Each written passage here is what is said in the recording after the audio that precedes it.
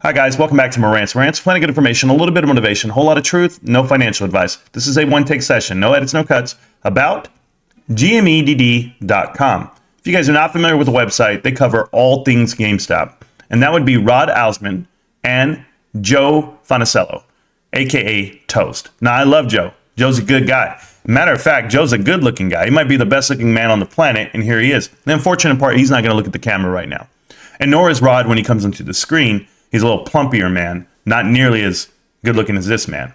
But Joe went ahead and did the interview with Ryan Cohen, if you guys are familiar, and they came out and said that GameStop was going to have a price target and market capitalization of over $80 billion, a price target of over $1,000 a share. They said all of this, now claiming to be correct. They have moved on from GameStop to something else. Now, here was my issue with it. I've spoken with Rod before. Rod and I did a Twitter Spaces call. He's also come into the chat during one of my live streams and proceeded to tell me why GameStop would not be profitable, not for at least 7 years. Now, I've corrected him plenty of times. I showed him fundamentals on how GameStop has been making money via collectibles, hardware, the whole footprint. Guys, I broke it all down for him. And although he's supposed to be, well, the guy who has all the info, GMED.com, he does not believe in it. He owns 0 shares of GameStop, and he sells puts today. That is documented. That is from his mouth, not mine. But we're going to go ahead and look at this video, and I'm going to explain it to you how they're using the meme stock to write off the back of retail to try to get people to do whatever they're doing again, and for what money? For their own pockets. I've sent money to GME.com before. I went ahead and sent my own personal money because I appreciate what they've done. Ryan Cohen did an interview with them because he appreciates what they do. Unfortunate part is, I can't trust them any longer, and I won't. But let's go ahead and look at the video. We'll push play, and we'll go from there. 3 years ago, Rod Osmond and I launched GMEDD to publish our research into a stock known to the mainstream media as the next blockbuster. When our report took the financial world by storm, our lives changed forever, and the power of crowdsourced research by everyday retail investors was revealed. I continued to investigate GameStop. And with over 200 stories, I had the opportunity to conduct the chairman's first interview back in November. Since then, we've been quiet, working in silence on our next report, which Rod and I could not be more excited to finally share with all of you. It's been a crazy experience. The people that we got to meet and befriend along the way, participating in Keith Gill's Roaring Kitty streams. And there's been some solid DD that they post on this website here.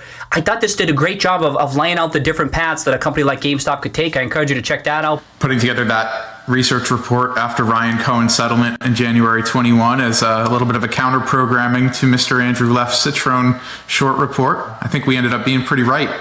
But after GMEDD report came out, Joe, you did an amazing job kind of creating this community that you kept up with a lot of contributors to the community who did a lot of great due diligence along the way. I remember you holding up your stack of new hires. They have some printed out.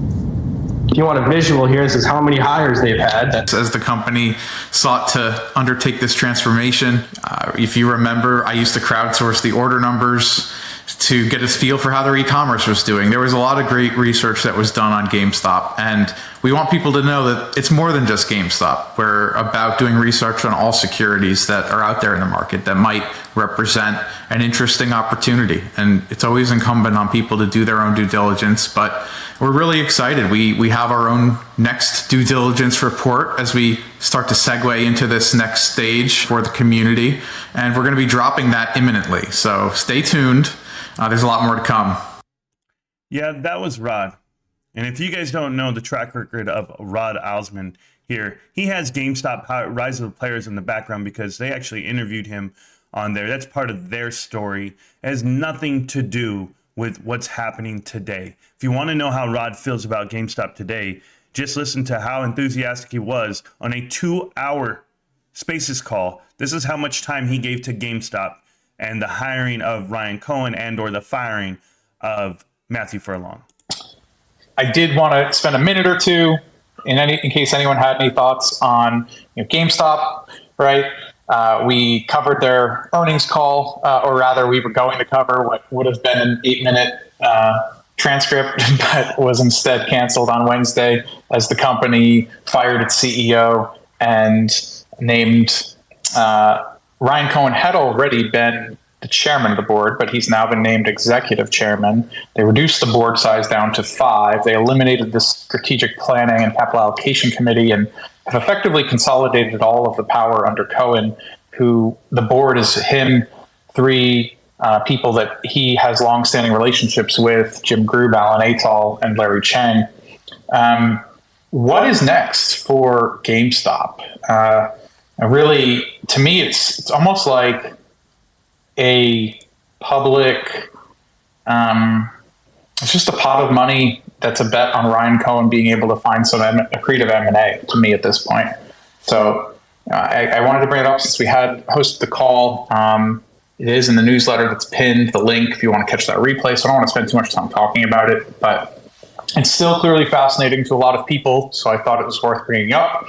But I mean, that's kind of the way I see it at this point, is that any upside or even any justification for the current valuation would effectively hinge on some highly accretive M&A activity. Agree, disagree? Anyone care before we go on to EVs? I mean, I don't think there's another option. So yeah, I agreed. We'll move on. Okay. So that's all he gave it. Does anybody care? And laughs, as in to say GameStop is not even worth talking about. Well, let's go to the Discord. Can we go to the Discord? Can we do this part? I'll give you this one. You put on here, this is your Discord, Rod, GMEDD.com. And right there, Rod puts a link of the one that he's in. Like I told you, he put my link on there. They call me the helmet guy. That's fine. I can live with that. But if you read what he writes, someone on there tells him straight up, they say, don't mess with this one. He has a crazy cult-like following. And then they write, I think he might be the buy, hold, and DRS kind of guy. And if that's true, then they put a face like, oh, God.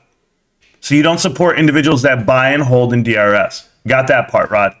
Then he puts, he's a true believer. They only need $1 profit and it's over.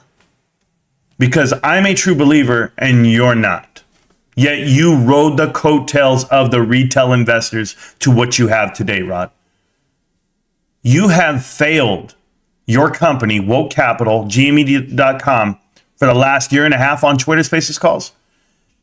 All the individuals that are on Twitter that know the truth about you and what you've said, they might not have recorded conversations like I do, but everybody has been there before. Everybody knows exactly what you've said, and you have committed so much damage to the community, you can't repair it. But don't worry, it gets better. You said, I noticed he's got a chat full of retards. Yeah, that's what that little symbol means. If you click it, it tells you retards. Guys who are missing a brain, right? That's your emoji there. And then they write out for Cosmic, says, have you seen this one? The breakdown. And I read this, and it also says, oh, now I got to delete Lightning from my platform, whatever it may be. You know what? You guys don't say the best things about anyone, but to say we have a chat, I notice he's got a chat full of retards, and he's a true believer. That just means you're not, right? Okay, cool. Great choice and colorful language for the crew here. We appreciate it. But I'm going to do something better for you. Actually, you know what? I'm going to remember, no edits, no cuts. I'm going to show you what they're pushing out now. So they went ahead and they pushed out their Playboy initiative. Here it is. Once again, what was once a great American brand, Playboy, is now the most recognized names in the world, but trades for just $126 million. The founders of GMEDD have acquired a large stake in Playboy and have published our report on the company. Hey, you know what, guys? Before I take your advice on this one, okay, and I go in on Playboy, and that's what your huge announcement was. You're writing the backs of what GameStop was. You just gave the whole narrative that you were correct. You gave me a price target of $1,069. Never got there. You told me that the market cap would be over $80 billion on your website. Never got there. And I'm here. GameStop's not over. You guys are all moving on to the next thing. You guys are all pushing out new shit because you're in it. Because you guys bought a big stake in it. You want people to know that you did it. Go make your new website, playboy.com. But guess what? It's already done. Even you put playboydd.com, what is that? I don't want to do the search engine. I don't want to know what comes up. But I'm just telling you, you guys look like you guys read a lot of Playboys. Well, Rod does at least. John, not so much. You guys have attacked the GameStop community from the start. Not you guys. Let me rephrase that. John, you've been great. Joe, you've been great. I'm so sorry. I don't want to call you John. Joe, you've been great. Rod, not so much. And until these two are detached from each other, I'm going to put them together. Listen clearly. GameStop's not over. It's forever. And I'm in it forever. Yes. And am I a cult? Cult-like following? No. I'm a gamer. And just because you don't game, or maybe you should, learn, Rod. Learn what this is. If you don't believe in Ryan Cohen, then just come out and say it, because you already have. You don't even own shares in the thing that put you on the map. You're not a believer, period. You're just a grifter. Enjoy your grift, but I won't participate. Peace, punk.